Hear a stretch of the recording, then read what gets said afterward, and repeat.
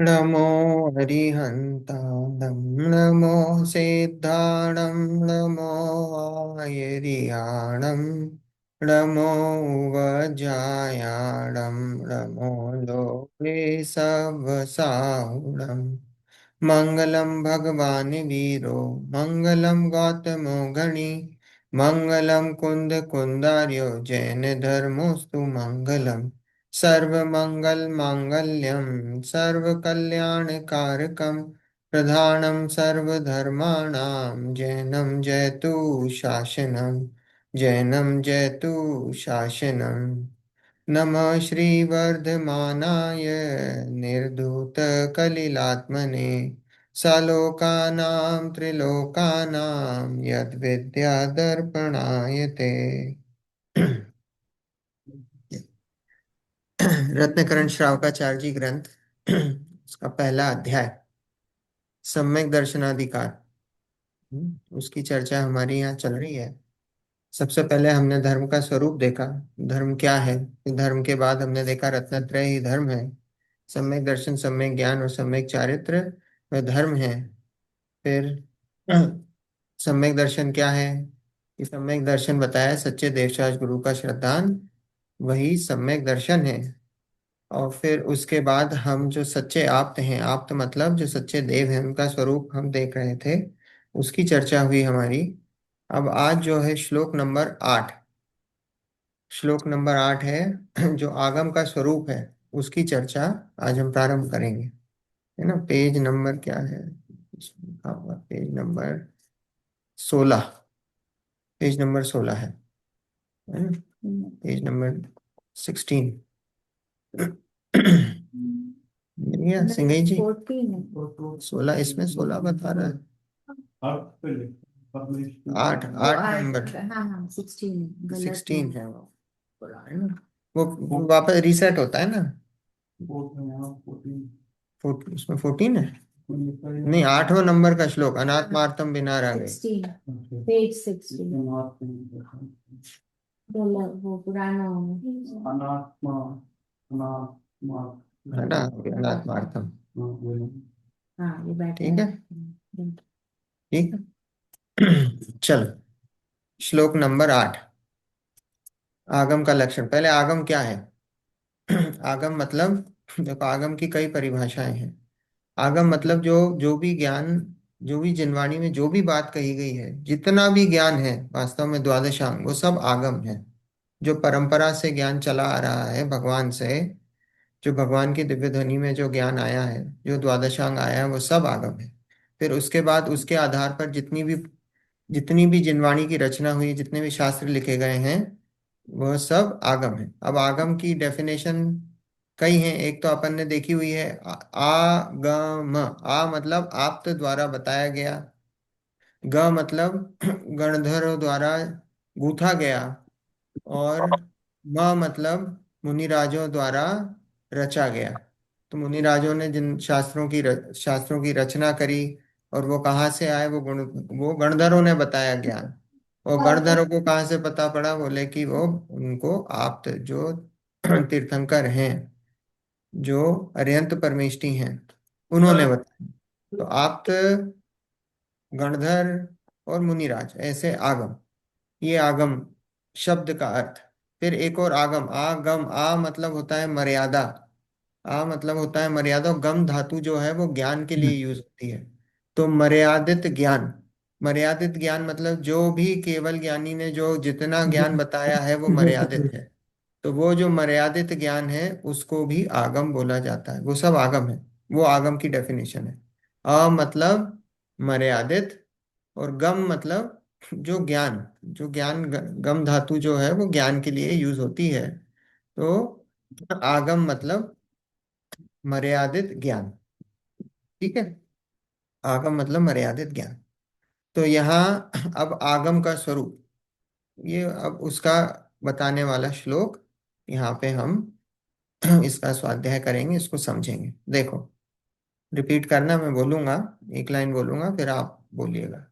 अनात्मार्थम बिना रागे, अनात्मार्थं विनारागय, शास्ता शास्ति सतो हितम। शास्त्र शास्ति सतो हितम्। अनात्मार्थम बिना रागे, अनानार्थं विना रागै, शास्ता शास्ति सतो हितम। शास्ता शास्ति सतो हितम्। ध्वनं शिल्पी कर स्पर्शान, ध्वनं शिल्पी स्पर्शान्, कर कर स्पर्शान्, स्पर्शान, ध्वनं शिल्पी कर स्पर्शान्, ध्वनं शिल्पी कर स्पर्शान। ध्वनं शिल्पी कर स्पर्शान्। मूर्जः किं पेक्षते, मूर्धा किमपेक्षते। अनात्मार्थं विना रागे, शास्ता शास्ति सतो हितं। ध्वनं अनाता शिल्पी कर स्पर्शान, मूर्जः किं पेक्षते। देखो, अनात्मार्थम बिना रागे। अनात्मार्थम मतलब, अब देखो आगम का है ये आगम, तो अनात्मार्थम बिना रागे, अनात्मार्थम मतलब बिना प्रयोजन के, बिना रागे मतलब बिना राग के, अनात्मार्थम मतलब बिना प्रयोजन के, कोई प्रयोजन नहीं है, और बिना रागे मतलब बिना राग के। शास्ता शास्ति सतोहितम, शास्ता मतलब आप्त, शास्ता मतलब आप्त मतलब हितोपदेशी, हित का उपदेश देने वाले। और शास्त्री मतलब उपदेश देते हैं। सतो हितम, सतो मतलब जीवों के हित का, है ना, मतलब बिना प्रयोजन के, बिना राग के। आप्त, शास्ता मतलब आप्त, आप्त मतलब अरिहंत परमेष्टि या वीतरागी सर्वज्ञ और हितोपदेशी शास्ता। शास्त्री मतलब उपदेश देते हैं। सतो हितम, सतो मतलब जीवों के हित का, सतो हितम, सतो हितम मतलब जीवों के हित का उपदेश देते हैं। और वो उपदेश कैसा बताया उन्होंने, फिर नीचे एग्जाम्पल दिया है। ध्वनन शिल्पी कर स्पर्शान मूर्जा किंपेक्षते। मूर्जा मतलब मृदंग, और शिल्पी मतलब मृदंग को बजाने वाला, शिल्पकार। तो शिल्पकार जैसे, जो जो मृदंग होता है, तो मृदंग को जब बजाता है, तो मृदंग बस हाथ रखता है और उस पे आवाज आती है। मृदंग पे जब हाथ रखता है, मृदंग मतलब समझते, तबला, तबला जैसे ही होता है, साउथ में मृदंग बोलते हैं उसको। तो तबले का ही कोई उसी फैमिली का होता है मृदंग। तो बोले कि वो शिल्पी जब मृदंग पे हाथ रखता है, तो अपने आप उसमें से ध्वनि निकलती है अलग अलग प्रकार की, उसको कोई प्रयोजन नहीं होता है मृदंग को। बस वो जैसे ही हाथ रखता है, उसका जैसे ही निमित्त पड़ता है उसके हाथ रखने का, और अपने आप उसमें से आवाज निकलती है। तो ऐसे ही उस उधर कोई अपेक्षा नहीं होती। किसको? मृदंग को किसी प्रकार की अपेक्षा नहीं होती शिल्पी से। बस वो हाथ रखता है और उसमें से आवाज निकलती है बिना अपेक्षा के। तो ऐसे ही यहाँ बताया कि जो शास्ता हैं, जो आप्त हैं, वो बिना किसी प्रयोजन के, बिना राग के जीवों के हित का उपदेश देते हैं। वो जीवों के हित का उपदेश देते हैं, और उसमें निमित्त क्या है? उसमें जीवों का, जो वास्तव में जिनको उपदेश मिल रहा है ना, वो उनके पुण्य का उदय है, उनकी भली होनहार है, वो निमित्त बनता है। वो निमित्त बनता है तो अपने आप उपदेश मिलता है उनको भगवान का, आप्त का अपने आप उपदेश मिलता है। ऐसे ही यहाँ पे नीचे एग्जाम्पल दिया कि वो जो मृदंग है वो कैसा है, कि वो हाथ लगाओ, और हाथ लगाने पर वो अपने आप उसमें से ध्वनि निकलती, वो किसी प्रकार की अपेक्षा नहीं रखता है मृदंग। समझ में आया? अनात्मार्थम बिना रागे, शास्ता शास्ति सतो हितम, ध्वनन शिल्पी कर स्पर्शान मूर्जा किंपेक्षते। हम्म। देखो, अब अर्थ अपन, जो अर्थ दिया है वो अर्थ पढ़ते हैं। अर्थ, शास्ता जो धर्मोपदेश रूप शिक्षा देने वाले अरिहंत आप्त हैं, वे अनात्मार्थ अर्थात अपनी ख्याति, लाभ, पूजादि प्रयोजन के बिना ही, तथा शिष्यों में राग भाव के बिना ही, सत पुरुष जो निकट भव्य हैं उन्हें हित रूप शिक्षा देते हैं। जैसे वाद्य बजाने वाले शिल्पी के हाथ का स्पर्श मात्र पाकर मृदंग अनेक प्रकार से ध्वनि करने लगता है, किंतु बदले में मैं मृदंग कुछ भी नहीं चाहता है। भगवान का उपदेश कैसा है? शास्ता मतलब आप्त। देखो, जो धर्मोपदेश रूप शिक्षा देने वाले अत्यंत आप्त हैं। आप तभी अभी तक आप्त की चर्चा चल रही थी ना, तो बोला अब आप्त के उपदेश की चर्चा चल रही है, क्योंकि शास्त्र कहाँ से आए, आगम कहाँ से आए हैं? भगवान भगवान ने बताया है। भगवान ने जो मोक्ष मार्ग प्रशस्त करा है, जिस मोक्ष मार्ग पर चले हैं, जो मोक्ष मार्ग उन्होंने अनुभव करा है और जिस मोक्ष में वो पहुंचे हैं, उस मोक्ष मार्ग का, उस मोक्ष का हम्म वो ज्ञान देते हैं। तो यहाँ बोला कि धर्मोपदेश रूप शिक्षा देने वाले अत्यंत आप्त हैं। वे अनात्मार्थ, अर्थात अनात्मार्थ मतलब बिना किसी प्रयोजन के, अनात्मार्थ अर्थात अपनी ख्याति लाभ पूजादि प्रयोजन के बिना ही। भगवान को किसी प्रकार की ख्याति लाभ पूजा का प्रयोजन है क्या? नहीं है। फिर हम क्यों पूजा करते हैं उनकी? जब उनकी इच्छा नहीं है दूसरों के, तो उसमें धर्म में तो ऐसा है कि भाई भगवान ने हमें क्यों भेजा है धरती पे, कि वो हमारी पूजा करें। और उस बेसिस पे वो डिसाइड करते हैं कि किसको जन्नत में भेजना है और किसको जहन्नुम में भेजना है। हम्म तो वो है, तो फिर हम क्यों पूजा करते हैं? हमारे तो यहाँ उनको किसी प्रकार की ख्याति लाभ पूजादि का कोई प्रयोजन ही नहीं है। हम्म उनके क्यों जैसा करते बनने हैं? के लिए। उनको प्रयोजन नहीं, पर प्रयोजन तो हमको है ना। हम्म, को प्रयोजन नहीं है, प्रयोजन हमारा है। हमें कैसा प्रयोजन है? क्या बोले अंकल कि हमें उनके जैसा बनना है, हमारा ये प्रयोजन है। हम्म, तो हमें उनके जैसा बनना है तो क्या है कि भाई हमें उनके जैसा प्रयोजन, हमें उनके जैसा बनना है तो अपने आप हमारे परिणाम होते हैं, करने नहीं पड़ते हैं। हम्म हम्म, हमें अपने आप क्या होता है, उनके प्रति आदर सम्मान का भाव आता है। वो आए बिना रहता नहीं है। वो भाव मुनिराजों तक को आता है, छठे गुण स्थान तक। मुनिराज भी करते कि नहीं? हम्म, जाते हैं भगवान के दर्शन करते हैं, तीर्थ वंदना करते हैं, करते हैं। क्यों करते हैं? क्योंकि भाई छठे गुण स्थान में वैसा परिणाम आता ही है। वो आए बिना रहता नहीं है। चाहते नहीं है पर आए बिना रहता नहीं है। हम्म ऐसा है, आए बिना रहता नहीं। यहाँ अपनी ख्याति लाभ पूजादि प्रयोजन के बिना ही, तथा शिष्यों में राग भाव के बिना। शिष्यों में किसी प्रकार का राग भाव नहीं है, कोई भेदभाव नहीं है शिष्यों में। बिना ही सत्पुरुष जो निकट भव्य हैं, उन्हें हित रूप शिक्षा देते हैं। उन्हें हित रूप क्या बोला? उन्हें हित रूप शिक्षा देते हैं। जैसे वाद्य बजाने वाले शिल्पी के हाथ का स्पर्श मात्र पाकर मृदंग अनेक प्रकार से ध्वनि करने लगता है, किंतु बदले में वह मृदंग कुछ भी नहीं चाहता है। बदले में कुछ चाहता है मृदंग? कुछ नहीं चाहता है। हम्म? देखो, संसारी जन लोक में जितना कार्य करते हैं, वह सब अपना अभिमान लोभ यश प्रशंसा आदि के लिए करते हैं। और भगवान अरिहंत आप अपना कुछ भी प्रयोजन बिना चाह बिना ही जगत के जीवों को हित की शिक्षा देते हैं। हम्म? क्या संसारी जन क्या है कि लोक में जो भी कार्य करते हैं, जो भी कार्य होता है उसके पीछे कोई ना कोई प्रयोजन है, सांसारिक प्रयोजन है। सांसारिक प्रयोजन है। तो बोले अभिमान का या लोभ का या यश का या प्रशंसा का, कुछ ना कुछ प्रयोजन होता ही है। बिना प्रयोजन के कोई कार्य नहीं करते। और अरिहंत भगवान क्या बोल रहे हैं कि भगवान अरिहंत आप अपना कुछ भी प्रयोजन बिना चाह बिना ही जगत के जीवों को हित की शिक्षा देते हैं। बिना किसी चाह के। देखो, हम यहाँ स्वाध्याय भी कर रहे हैं तो किस लिए? प्रयोजन क्या है? कि भाई सबका कल्याण हो, ऐसा राग भाव है कि कोई गलत मार्ग पे न चला जाए। कोई ना कोई प्रयोजन है ना, कि भाई इस सच्चे मार्ग को समझें और अपना कल्याण करें। भगवान को ये प्रयोजन है क्या? दिव्य ध्वनि जब खिरती है तो ये प्रयोजन है क्या? नहीं है।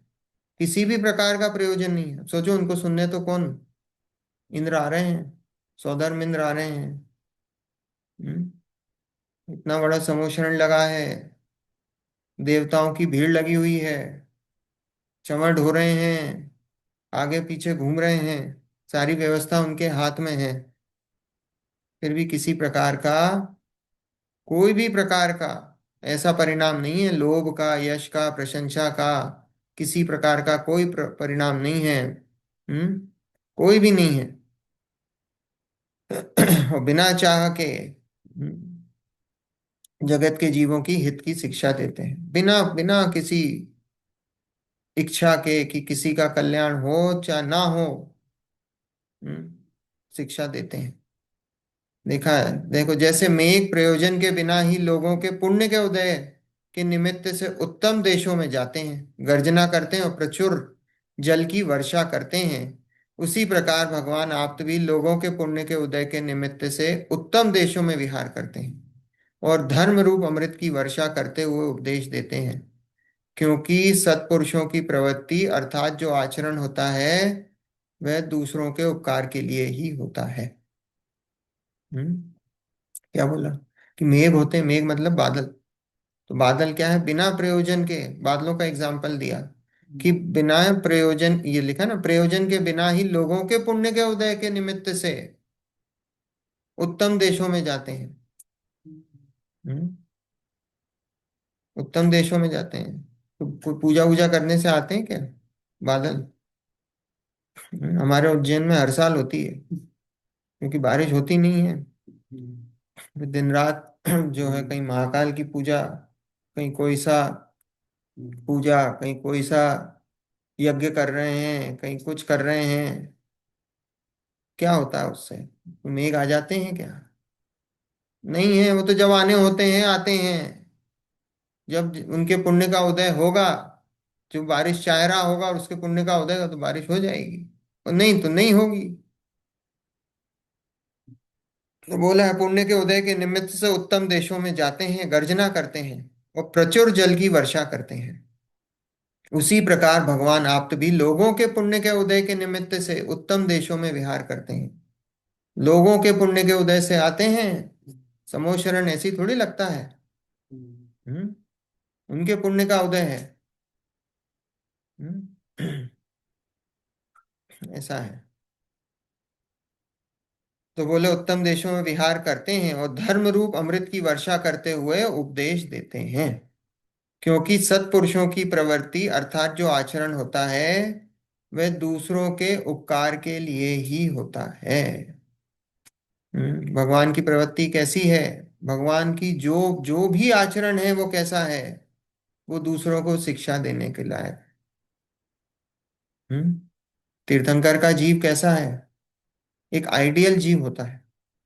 तीर्थंकर का जो जीव होता है वो एक आइडियल जीव होता है। तो वो जो कुछ भी करता है वो सीखने लायक होता है, उससे कुछ ना कुछ। मुनि अवस्था भी जब लेते हैं तो मौन हो जाते हैं।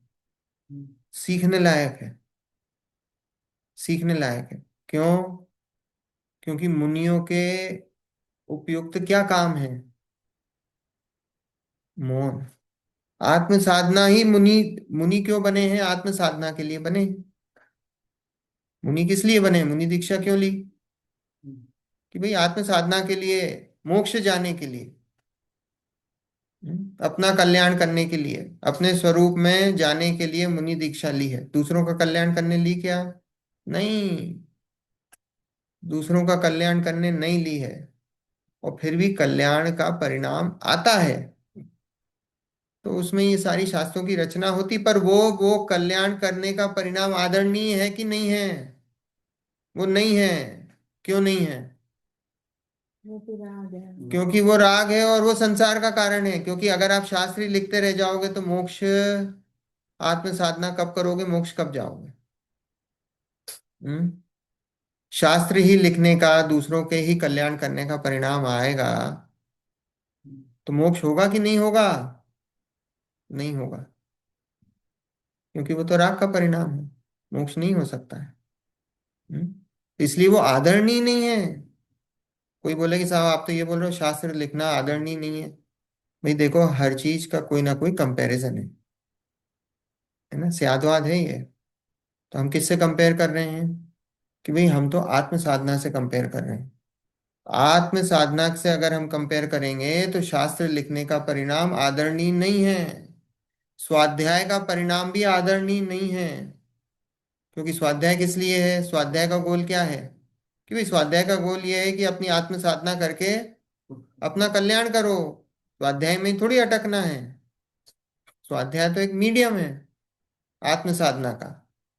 लेकिन स्वाध्याय में अटक के रह गए तो फिर क्या होगा। हम्म? आप कॉलेज में ही पढ़ाई करते रह गए और उस पढ़ाई का यूज करा नहीं, तो उस पढ़ाई का क्या क्या वैल्यू रह गई, बस पढ़ते ही रह गए, एक के बाद एक के बाद डिग्री लेते रह गए। गोल तो क्या है आपका, पढ़ाई करके क्या करना है, भाई पढ़ाई करके कमाई धमाई करनी है, ये है। हम्म? कमाई धमाई तो करी नहीं, बस पढ़ते ही रह गए।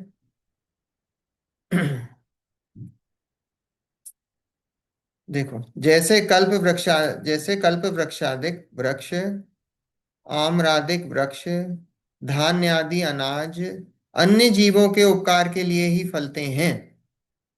पर्वत स्वर्ण रत्नादि को, प्रचुर जल को, अनेक वृक्षों आदि को बिना किसी इच्छा के जगत के उपकार के लिए धारण करते हैं।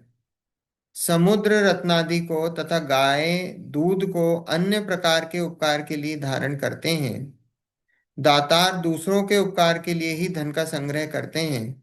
उसी प्रकार सत्पुरुष उत्तम वचनों को परोपकार के लिए ही बिना कुछ चाह भाव के बोलते हैं। और इतने सारे एग्जाम्पल दिए हैं कि भाई कल्प वृक्ष आदि क्या करते हैं, कल्प वृक्ष का काम क्या है, भोग भूमि में तो जो मांगो वो देते हैं।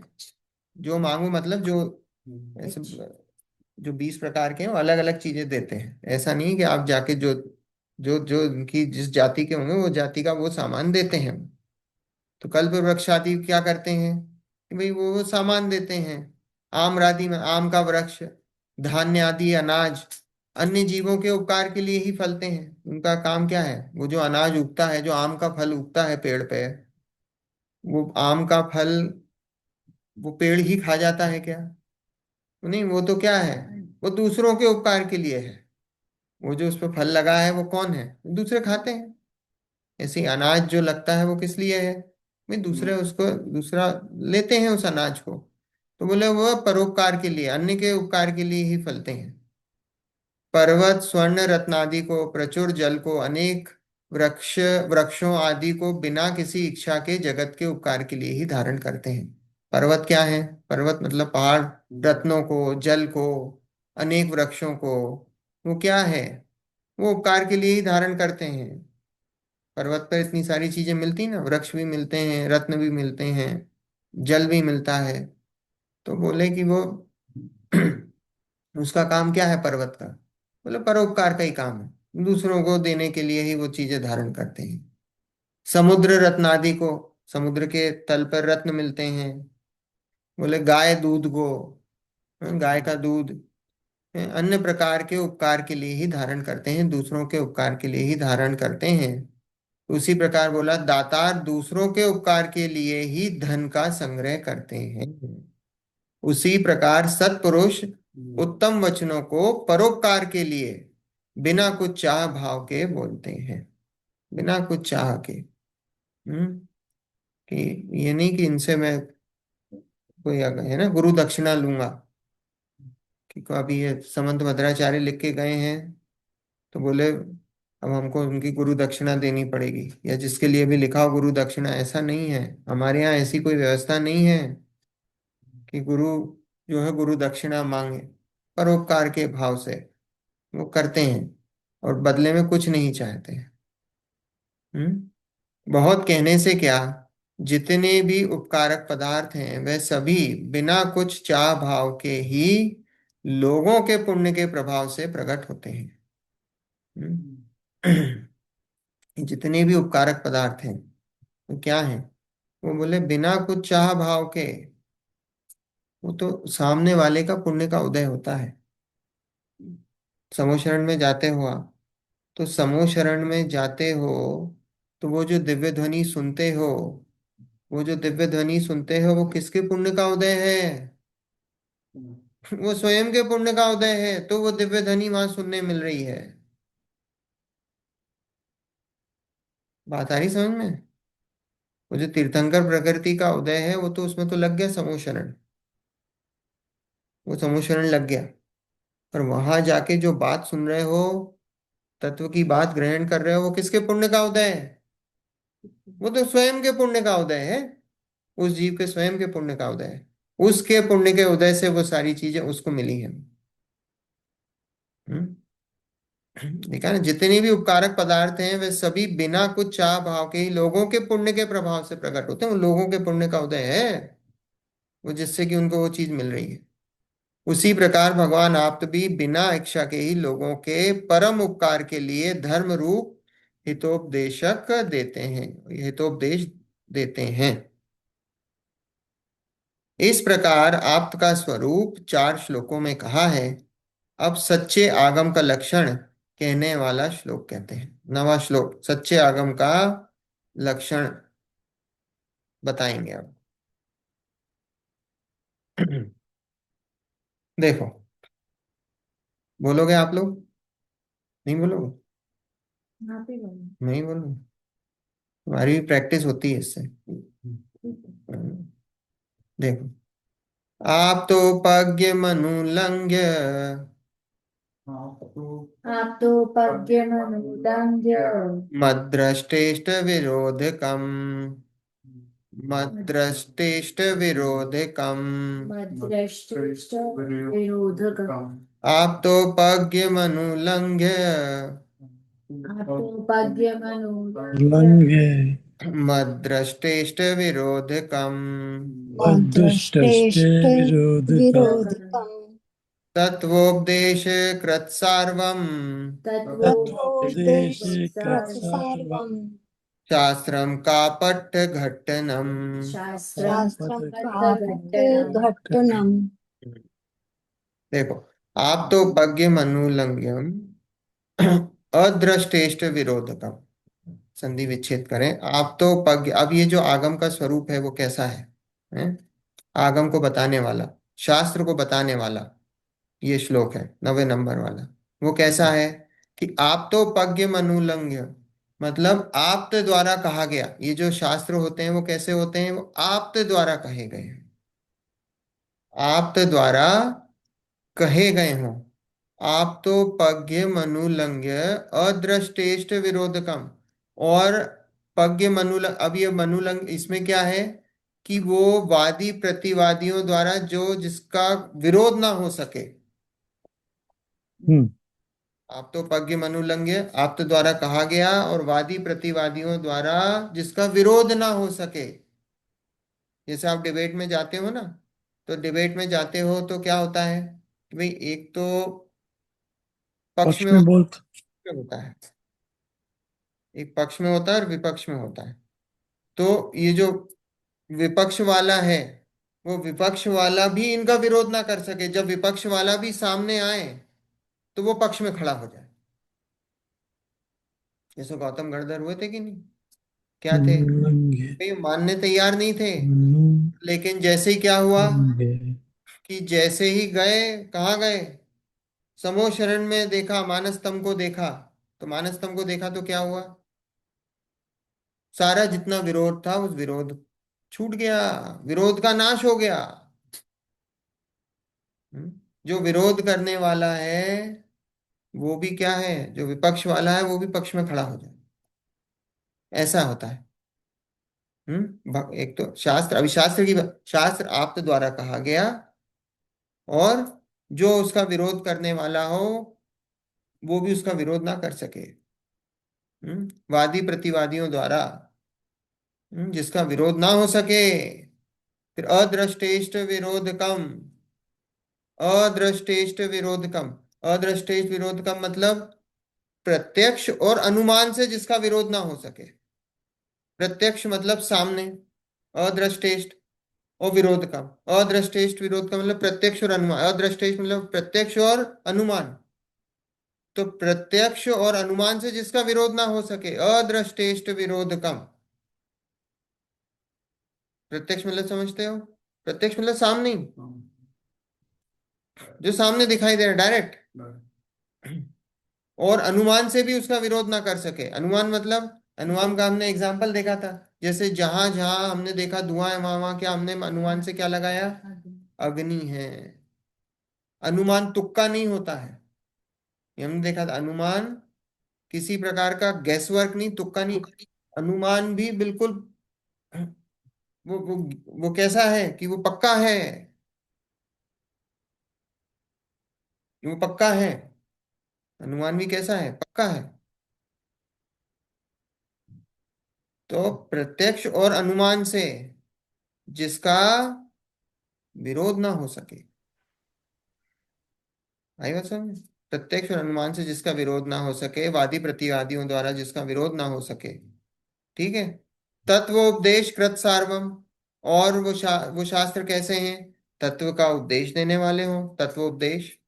कृत सार्वम, कृत सार्वम मतलब सबका हित करने वाले हो। हम्म, कृत सार्वम। शास्त्र, शास्त्रम मतलब वो शास्त्र। और कापत्य घट्टनम, कापत्य घट्टनम मतलब मिथ्यात्व का, मिथ्यात्व रूपी परिणाम को हरण करने वाले हैं। कापट्य घट्टनम, या मिथ्या मार्ग का निषेध करने वाले हूं। वो कापट्य घट्टनम। ठीक है, आया आया समझ में। शास्त्रों का, फिर से शास्त्रों का कैसा, शास्त्र कैसे होते हैं आप्त द्वारा कहे गए हों, और फिर दूसरा वादी प्रतिवादियों द्वारा जिसका विरोध ना हो सके। ठीक है। तीसरा अदृष्टेष्ट विरोध। अदृष्टेष्ट विरोध का मतलब, अदृष्टेष्ट मतलब प्रत्यक्ष और अनुमान से जिसका विरोध ना हो सके। फिर तत्वोपदेश, तत्व का उपदेश देने वाले हों।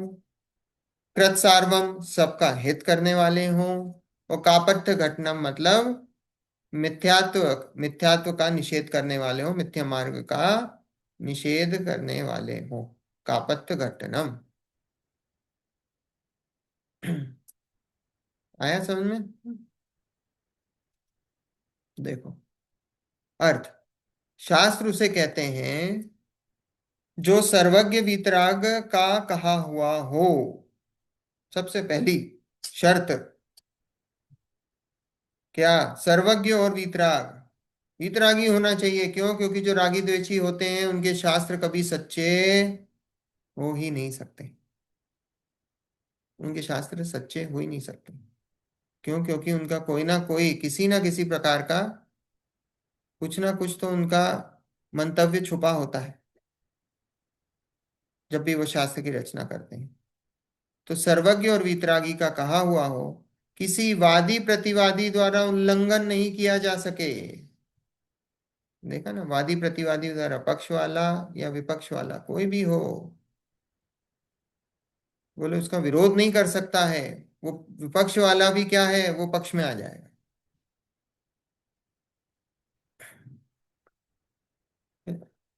दृष्ट अर्थात प्रत्यक्ष, और इष्ट अर्थात अनुमान द्वारा जिसमें विरोध नहीं आवे, बोले प्रत्यक्ष और अनुमान से जिसका विरोध नहीं हो सके।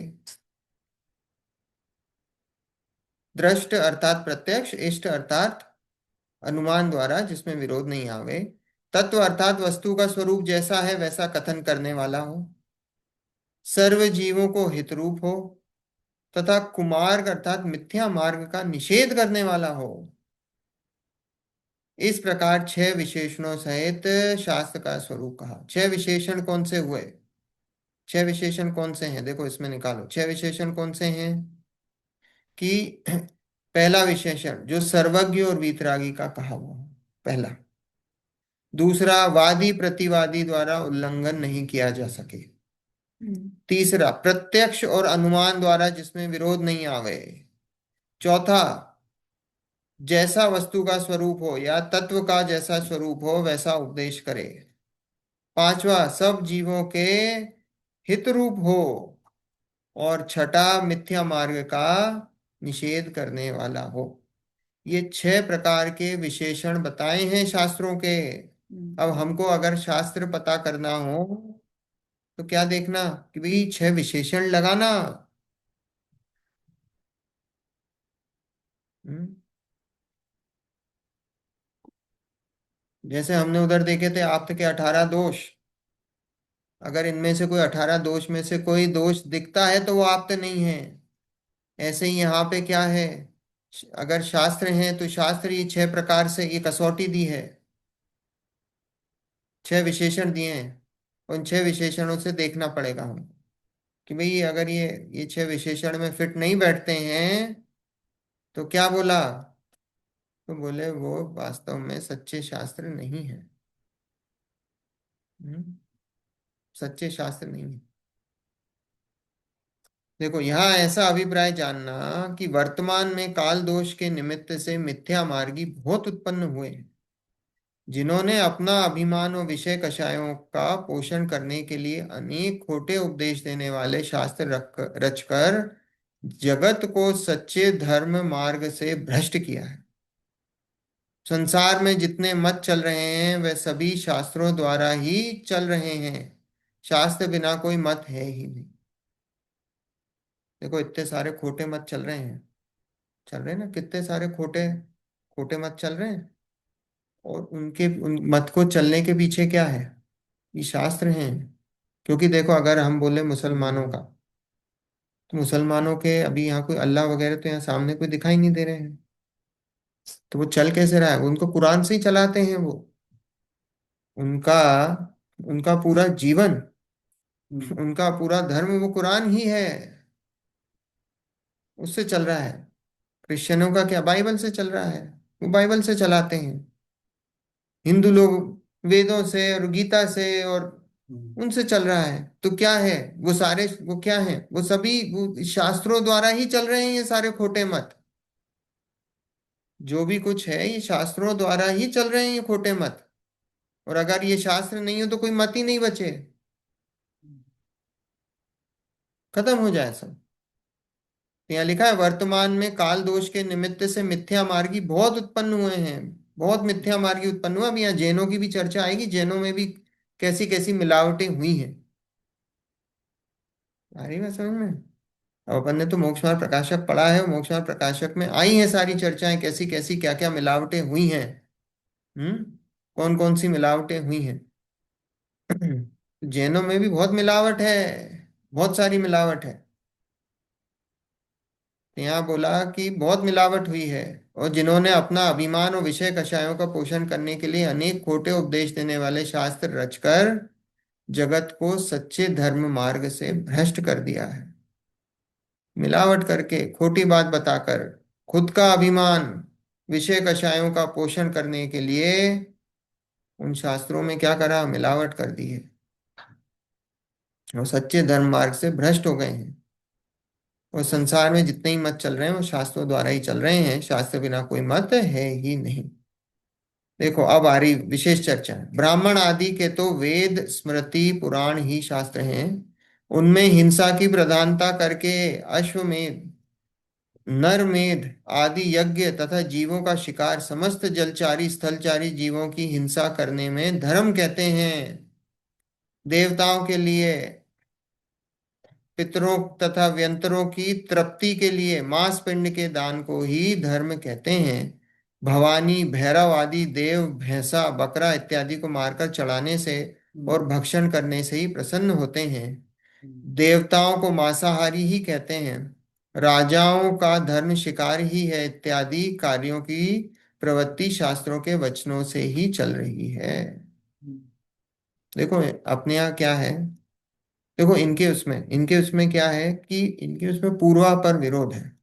पूर्वापर विरोध समझे क्या है, कि अभी तो यहाँ शास्त्र में ये आया कि ये अहिंसा परमो धर्म है। देखो ये अहिंसा परमो धर्म कहाँ से आई ये बात, ये हिंदुओं से आई है। हमारे शास्त्र में कहीं नहीं लिखा अहिंसा परमो धर्म, है ना, ये हिंदुओं से आई है। अब एक जगह तो लिखा अहिंसा परमो धर्म, और एक जगह यहाँ क्या लिखा है, हिंसा। नहीं करती है। एक जगह तो लिख दिया अहिंसा परमो धर्म, और दूसरी जगह क्या कर दिया है, हिंसा ही हिंसा।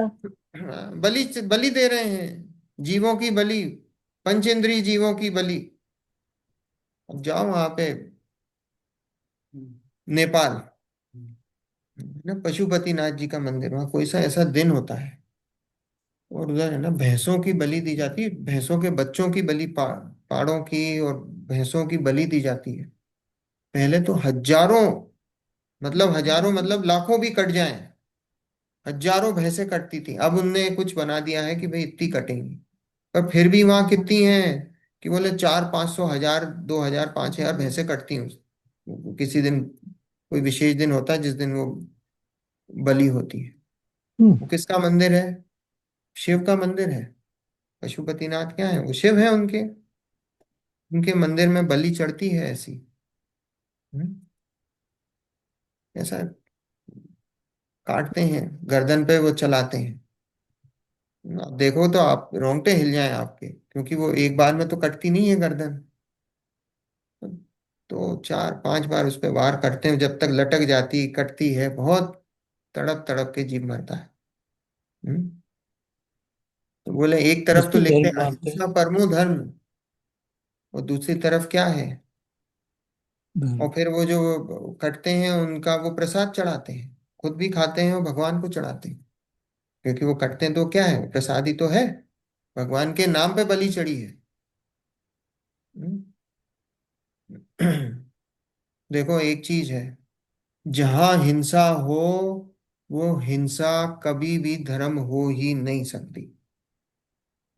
वो हिंसा किसी भी, आप बोलो कहीं पे भी हो, किसी भी रूप में हो, हिंसा कभी भी धर्म हो ही नहीं सकती है।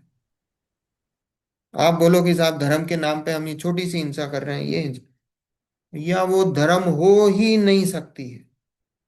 किसी भी एंगल से वो धर्म हो नहीं सकती।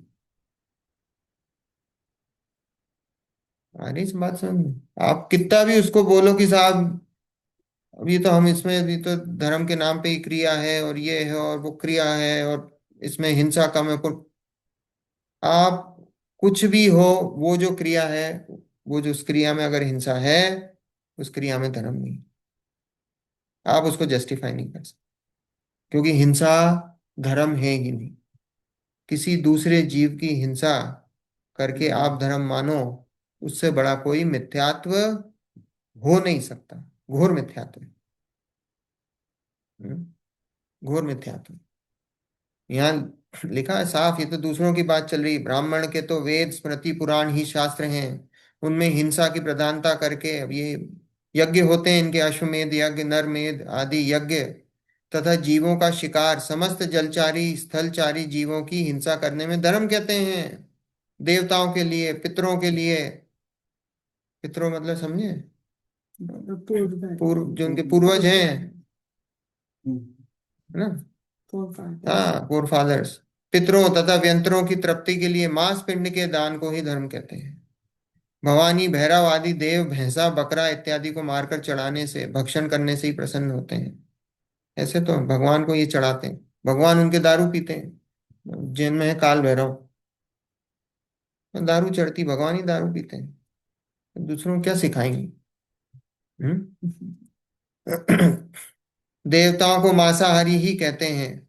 राजाओं का धर्म शिकार ही है, इत्यादि कार्यों की प्रवृत्ति शास्त्रों के वचनों से ही चल रही है।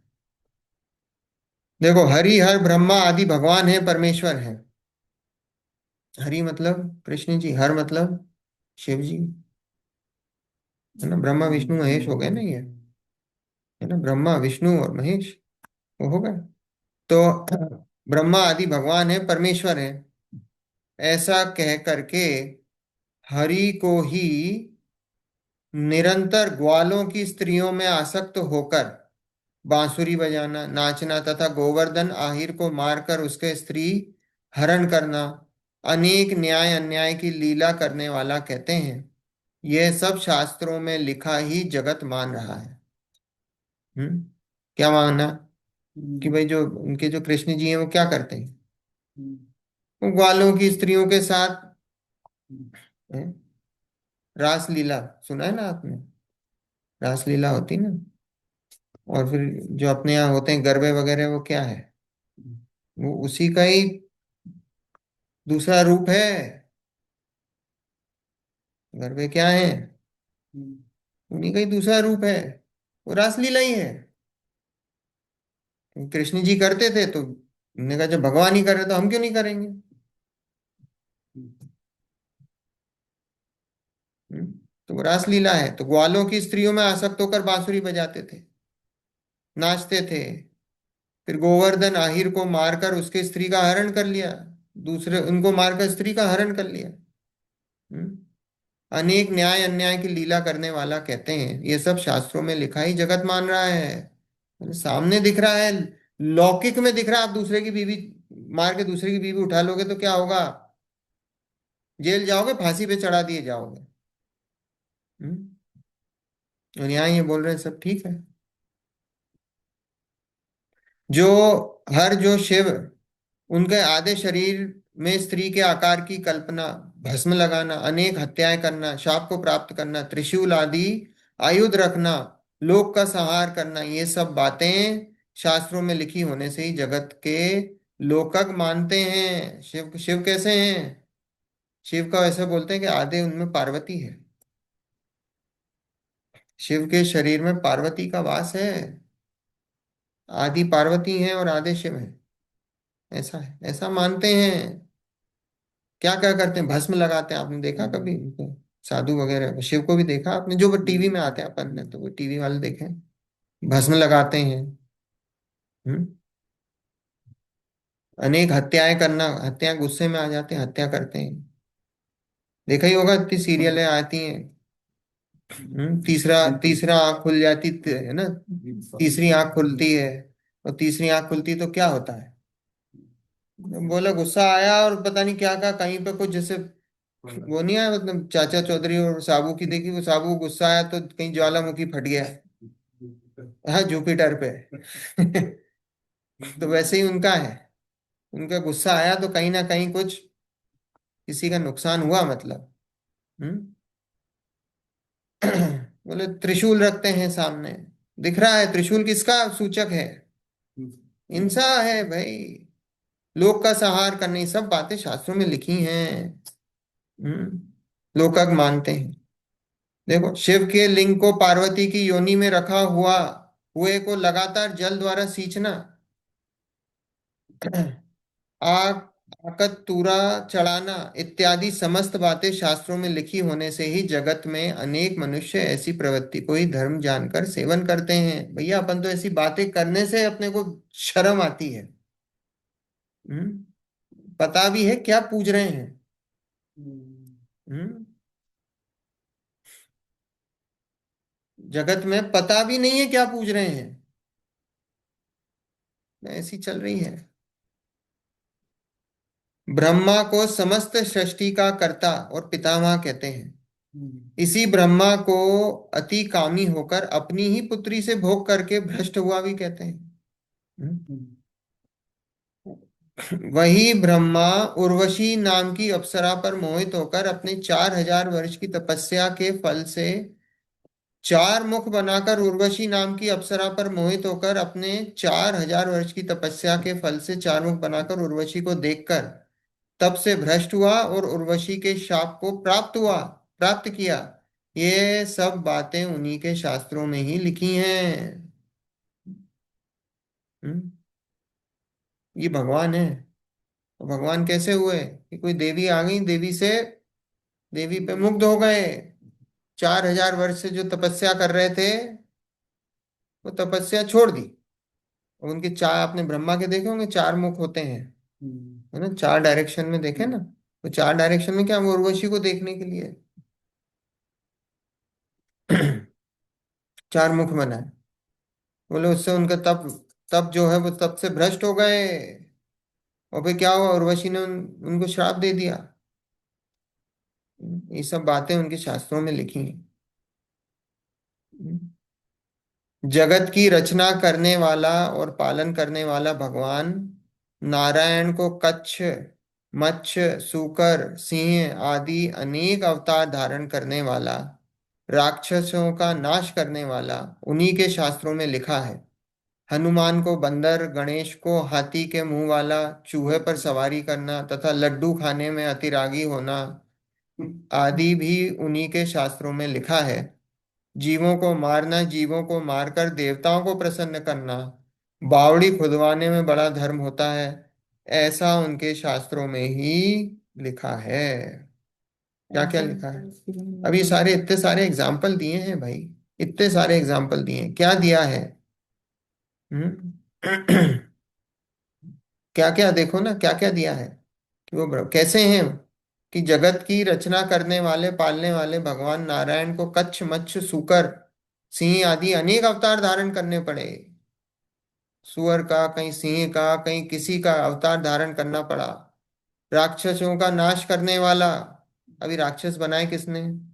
बोले उन्हीं ने ही बनाए हैं, क्योंकि सृष्टि की रचना भी उन्होंने ही करी है, ब्रह्मा ने ही करी है, बनाए भी उन्होंने ही है, और फिर उनका नाश भी करने आना पड़ गया। उन्हीं के शास्त्रों में लिखा है। हनुमान को बंदर बताया है। हनुमान जी कौन थे? हनुमान जी कामदेव थे। हनुमान जी बंदर नहीं थे, वानर वंश के थे।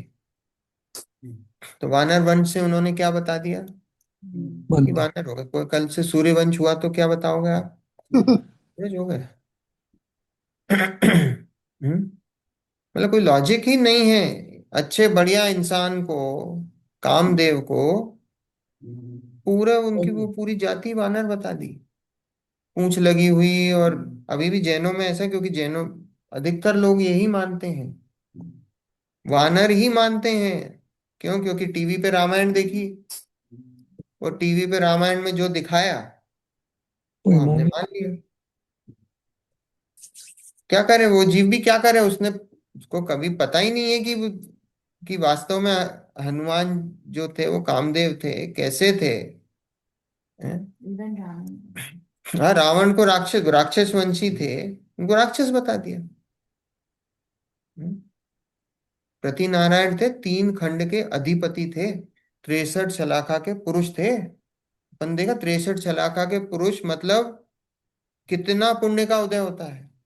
देखा ना, शरीर भी कैसा होता है, इतना पुण्य का उदय कि पसीना नहीं आता, जो निहार नहीं होता, आहार लेते हैं निहार नहीं होता है।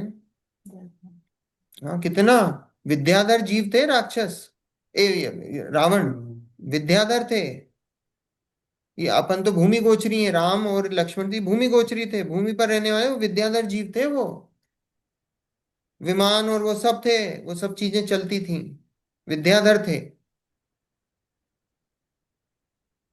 हम्म।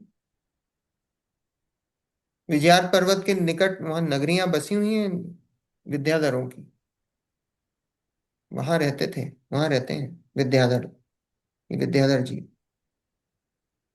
वहां वहां के जी, और वहां हमने यहाँ क्या मानते हैं कि भी राक्षस थे, ऐसा थोड़ी है। देखो, हनुमान को बंदर, गणेश को हाथी के मुंह वाला। देखी होगी गणेश की स्टोरी। उनको गुस्सा आया, उनके पिताजी ने ही सर काट दिया। फिर क्या हुआ कि अब वो सर काटते दूसरे का सर लेके आओ, तो वो हाथी का सर मिला तो हाथी का ही लगा दी। मतलब क्या, क्या कपोल कल्पित है? अगर भगवान थे तो सर्वज्ञ नहीं थे? उन्हें पता नहीं था कि ये मेरा बेटा है? हम्म? किस प्रकार की सर्वज्ञता? तो गणेश को हाथी के मुंह वाला, सब कपोल कल्पित है। गणेश नामक कोई चीज है नहीं। गणेश कौन है? गणेश हमारे यहाँ गणधर है, गुणों के ईश। गुणों के ईश कौन है? वास्तव गणेश। में गणधर। गण जो गणधर है उनको गणेश बोला जाता है। तो गणेश को हाथी के मुंह वाला, चूहे पर सवारी करना, चूहे, चूहे पर उनकी, है ना, उनका उनका वाहन चूहा बताया है। गणेश जी का। गणेश चलते चूहे पे। तथा लड्डू खाने में अतिरागी होना, उनको लड्डू चढ़ाते हैं। गणेश जी को आपने देखा होगा, लड्डू चढ़ाते हैं। तो वो बनाया भी उनकी आकृति, अब हाथी का वो लगा दिया तो शरीर भी फिर वैसे ही बनाना पड़ा, तो उनका अच्छा हट्टा कट्टा शरीर बताते हैं, लड्डू वगैरह चढ़ाते हैं उनको। तो वो लड्डू खाने में अतिरागी होना आदि उन्हीं के शास्त्रों में ही लिखा है, उन्हीं के शास्त्रों में लिखा है। ये सब उन्हीं के शास्त्रों की बात चल रही है। आपको देखो सामने ही दिख रहा है कि विरोध है। कितना विरोध है, आप खुद लॉजिक लगाओ कि एक इंसान है, उसके ऊपर हाथी का सर कैसे आ सकता है। भगवान है, उनसे सामने गलतियां हो रही हैं। हम्म? जो उनके भगवान हैं वो आधे स्त्री हैं आधे पुरुष हैं।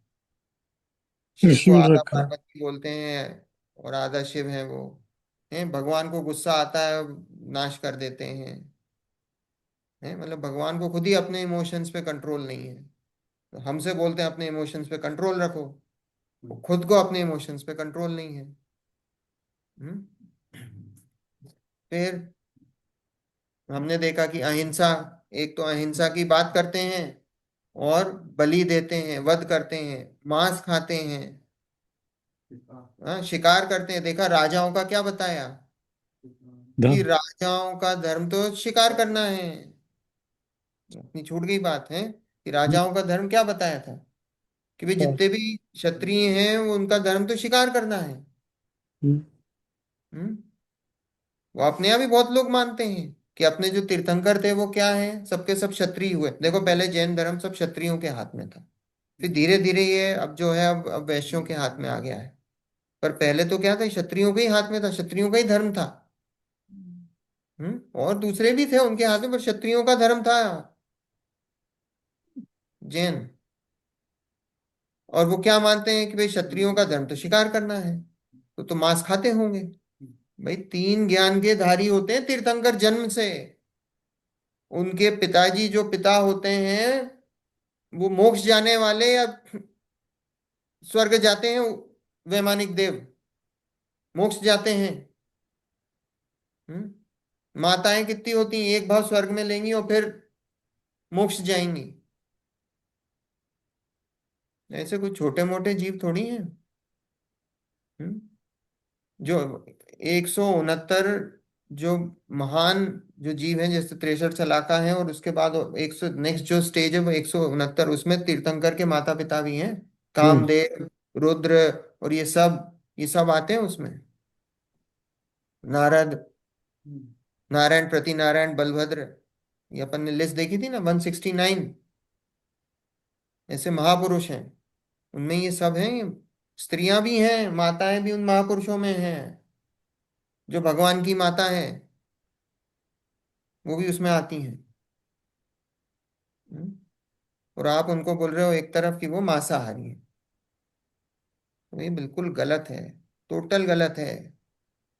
सब ये सब कपोल मयूर कल्पित जी, बात है। मेरा एक इसमें क्वेश्चन है इससे कनेक्टेड। वो ये है कि अगर क्षत्रिय वंश के लोग तीर्थंकर होते थे और उनके फैमिली के लोग, जैसे उनके पिताजी थे, माताजी थी, वो लोग थे, वो नहीं खाते थे मांस, वो अलग तरह के काम करते थे, शिकार नहीं करते थे, लेकिन उनके जो फॉलोअर होते होंगे उस टाइम में, वो सब भी वही सब फॉलो करते थे, या उनके भी घर वाले माता पिता सब उसी तरह के होते थे, या वो देखो अलग सब तरह तरह के की लाइफ? सब तरह के लोग हैं, है ना। अब हम्म। जो उनके फॉलो अप, जैसे एक राज्य है, अब एक राज्य में सब तरह के लोग पाए जाएंगे, है ना। पर ऐसा है कि चतुर्थ काल के शुरू में मोस्टली क्या, अब अभी देखो ये नॉनवेज तो अभी जब इंडिया आजाद हुआ था ना, जब अभी स्टैटिस्टिक्स है ये है कि 80% इंडिया वॉज वेजिटेरियन। जब इंडिया आजाद हुआ था हम्म। 80% इंडिया वेजिटेरियन था। जो अभी आके स्टैटिस्टिक्स फ्लिप हो गया है, अब 20% वेजिटेरियन है, 80% नॉन वेजिटेरियन। वाह। राइट, अब ये कितने सालों में हुआ, अभी 75 सालों में हो गया।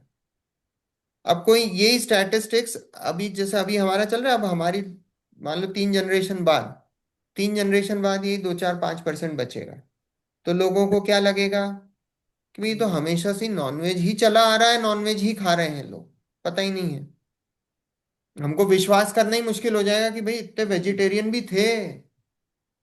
ऐसे अभी आपको लग रहा है कि उस समय, हाँ उस समय भी मैक्सिमम वेजिटेरियन ही थे। कुछ लोग हम्म। थे जो नॉनवेज खाते थे, वो चल रहा है। पर जब चतुर्थ काल शुरू में लगा था, जब तो पूरे ही वेजिटेरियन थे, पूरे ही वेजिटेरियन थे। वो तो फिर धीरे धीरे धीरे धीरे जैसे जैसे काल आगे बढ़ा, तो वैसे वैसे नॉनवेज प्रवृत्ति बढ़ती गई है। तो नॉनवेज शुरू हुआ होगा, नॉनवेज खाना शुरू हुआ, पर क्षत्रियों में तो बहुत कम था, ना के बराबर था। ये तो जो नीचे के जो शूद्र लोग थे वो खाते थे, अच्छा। शूद्र लोगों में चलता था, ऐसा है। राइट। क्षत्रियों में तो अधिकतर वेजिटेरियन ही थे। और ये जो युद्ध की बातें आती, युद्ध बुद्ध ऐसे 6 खंड भी जीत, 6 खंड जब चक्रवर्ती जाते तो एक एक इंसान की भी हत्या नहीं होती, पता है आपको? हम्म, एक आदमी, एक घोड़ा, एक जीव की हिंसा नहीं होती है। वो चक्रवर्ती खुद अपने बल से जहां जाता है, जो सब राजा है वो नतमस्तक हो अपना जाए मुकुट जो है रख देते हैं चरणों में। उनके पैरों में, ऐसा है। और जब मलेच्छ खंड जीतने जाते हैं, वहां तो सेना जाती ही नहीं है, वहां तो हम्म, अकेला चक्रवर्ती जाता है, अकेला जाता है। और वहां पे जहां जाता है वहां पे शादियां करके आता है, शादियां करके आता है। ऐसे 96,000 रानियां ऐसी थोड़ी, मलेच्छ खंड की बहुत सारी है। वो मलेच्छ खंड, क्योंकि 6 खंड में से 5 मलेच्छ हैं और एक आर्यखंड है। तो मलेच्छ खंड की बहुत सारी स्त्रियां हैं, चक्रवर्ती की स्त्रियां, वो उनको लेके आता है, ऐसा है। एनीवे, समय हो गया है, हम मार्क कर लो।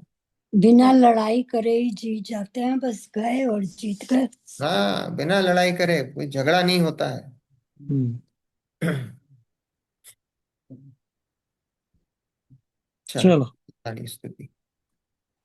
स्यादेवादिने षट द्रव्य गुण पर्याय और प्रमाणिका, जड़ कर्म चेतन बंध कारु कर्म के अवसान का, कह कर स्वरूप यथार्थ जग का, जो किया याद उपकार कर है उसके उसके लिए लिए जिन वाणी जिन्होंने माँ को माँ को वंदना शतबार शतबार है, है, वंदना वंदना शतबार शतबार है, है, वंदना वंदना शतबार शतबार है। है।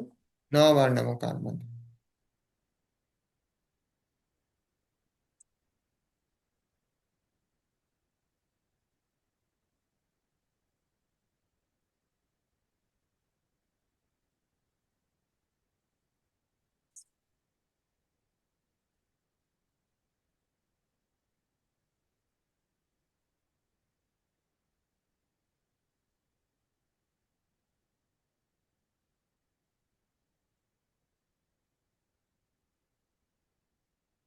जय जिनेन्द्र।